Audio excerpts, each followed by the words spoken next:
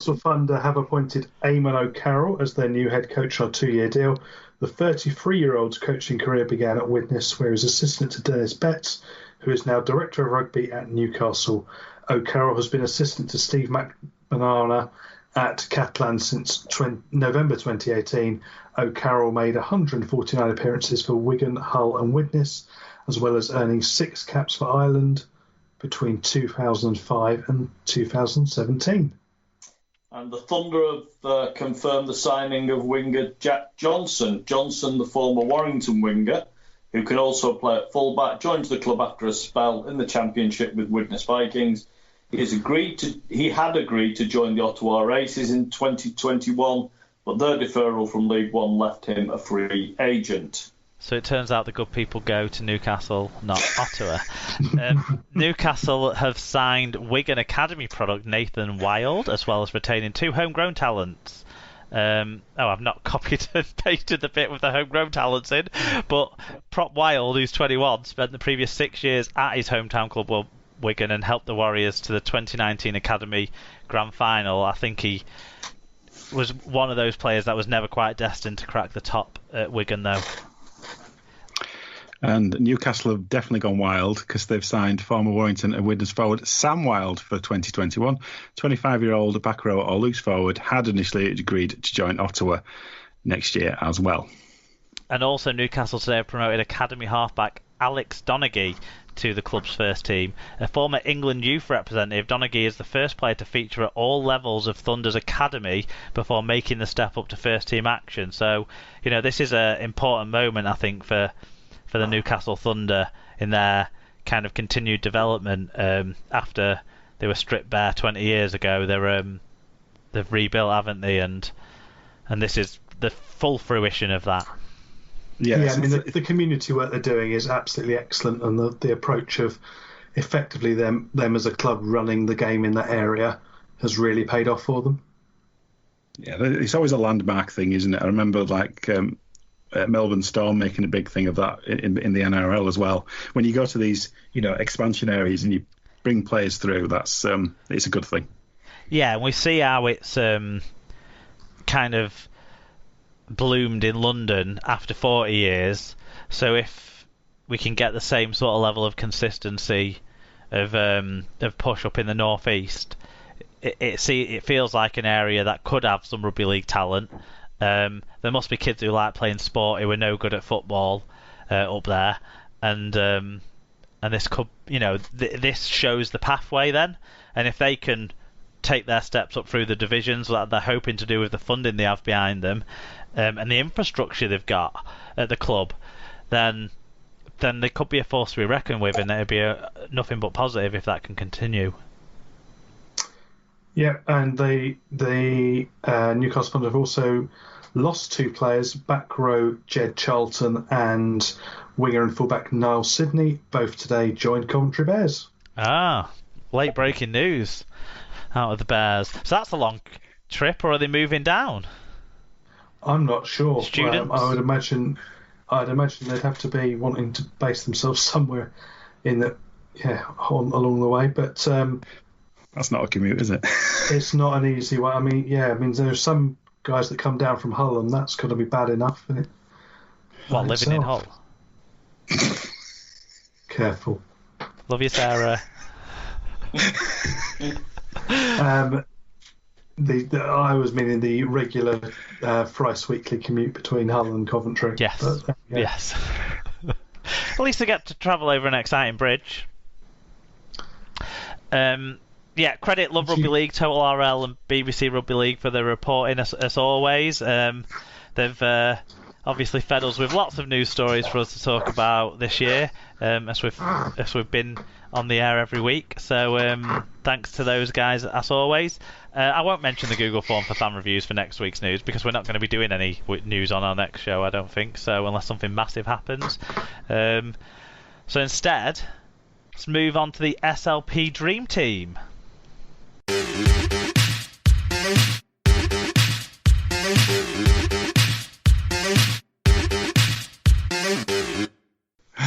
So what everyone has been waiting for, other than the inevitable outburst from me during the recap of the grand final is, of course, the revelation of the 2020 SLP Dream Team, and we're gonna run through the team that has been selected, starting traditionally at fullback and ending with the loose forward.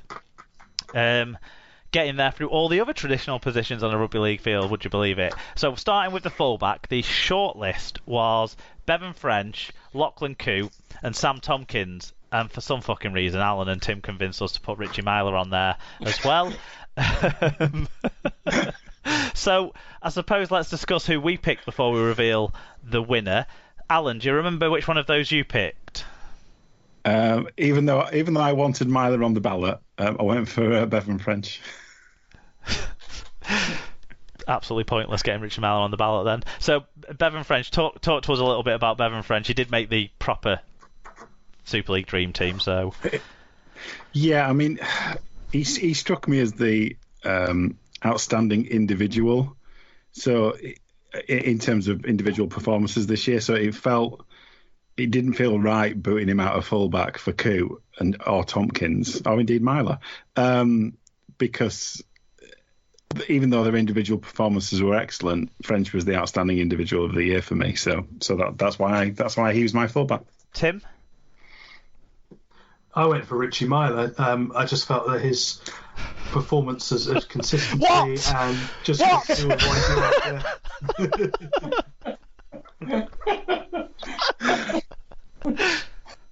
Sorry, Tim. I had a flashback. Something else. That was basically why I did it. So yeah, mission accomplished. Who did you actually pick? Richie Myler. Thanks. David, who did you go for? It depends what mood I was in. I could have well have picked Bevan French as well because he has been outstanding and he does have that excitement quality that I just don't think you see in many other players. Yeah. David, what about yourself? Did you remember who you picked? I did. And you won't be surprised to know that I picked Lachlan Coote. It was close because I think we've got three outstanding fullbacks here, but two of them have got something to do with Wigan and the other one's Richie Myler, so it had to be Lachlan Coote. So you might be surprised to know that I also went for Lachlan Coote because I've got the capacity of looking outside my own team and not being blinded by bias. I don't. So for me, Bevan French has been the most exciting player in Super League this year, without a question, without a shadow of a doubt. The problem I've got at fullback, I think if Catalans had played more games, Tompkins would have been even more in the conversation than he already justifiably was. But the thing with fullback is Lachlan Coote's the best player in Super League for me this year right now. I don't think St Helens would have finished second without Lachlan Coote this year. I don't think they would have got to the grand final without Lachlan Coote this year. And I'm not certain that Wigan would have necessarily got there without Bevan French either, but I know that we could see that Wigan were good all throughout the year, whereas Saints were pretty crap at creating any sort of tries before Lachlan Coote came back into the side. So I went Lachlan Coote because I think he's been the best player in Super League this year, even though Bevan French totally thrilled me, and I love him to pieces. But that's our choices. Alan, do you want to announce the winner? Yep, so the winner with 63% of the vote is Wigan's Bevan French. Excellent stuff. Well done, Bevan French. Totally and thoroughly deserved from his performances this year. On to the wingers then. And we had to pick from two wingers from Ash Hanley, Ben Crooks, Kristen Inu, Liam Marshall, Regan Grace, and Tom Davies. So let's start with who did you pick alongside Regan Grace then, David? I picked Ash Handley actually alongside Regan Grace. I think Ash Handley was available last year, and I picked him then as well. Yeah. I think he's really settled in well to his position on the wing now, and is consistently one of the better wing performers in the league and top try scorer this year. So of the others, I mean, I picked Regan Grace because like French does for you, he really excites me. I think of the others, I would probably have gone with if I'd have not picked Regan Grace, I'd have probably gone with Kristen Inu, who I think has been consistently impressive for Salford. Tim? I also picked Regan Grace, which will not surprise anyone. And I went for Kristen. He's just not that into you because I think he's just someone who caught my attention a lot during the year, and I think played well in a side, particularly in Super League, that didn't always offer much, but he sort of became a weapon for them and was enable them to do much more than perhaps you'd expect them to have done. So I thought from his individual impact, he was worth it for me. What about you, Al? I went for the two players that I thought were the best finishers of the year. So my best finishers of the year were Ash Handley, obvious choice as top try scorer, but the other choice for me was Tom Davies, just because the number of times I saw him and he just always seemed to be there finishing moves, and that's kind of what a winger's there to do. He might not have been as spectacular as Grace in terms of breaks or that kind of stuff, but for me, Tom Davies was the second best winger of the year. I went exactly the same as you, and for pretty much the same reason. I couldn't, in good consciousness, pick a winger who didn't score a try for a third of the season, so Regan Grace was out. Kristen Inu was great for Salford, and Ben Crooks and Liam Marshall, if this poll was done at the season cut-off point back in March, would have been the two choices. But Ash Handley was the top try-scoring winger in the competition, and Tom Davies was the best strike rate of any try-scorer in the competition. So for me, it was those two. Let's look at how the overall selection went, though, with the two selections in what was the closest race from any position. The selections were Ash Handley, picked by 54% of voters, and Kristen Inu, picked by 53%. Regan Grace misses out despite getting 52% of the vote, so he just missed out. I think recency bias playing a big part in that, because no one remembers the first third of the season where he didn't score a try. But I'll tell you what, he came back into the season with a bang, didn't he, in those first couple of games of the restart. I'll give him that for sure. I mean, does anyone really remember anything that happened before March? Yes, Liam Marshall scored the try of the year, and Ben Crooks scored the second best try of the year. I think Jack Welsby scored the try of the year. Well, fair. Yeah. Into the centres then. Tim, do you want to take us through the shortlist was, and maybe let us know who you went for? Yep, the options were Carlos Tumavave, Kevin Nagama, Samasoni Langi, Rhys Lynn, Toby King, and Zach Hardacre. I myself went for Kevin Nagama and Rhys Lynn as my pair. I thought they the two that sort of offered the most for me, and I think I always try and look at it a bit as if I was picking a side, and I think they'd give me quite a nice balance to my side.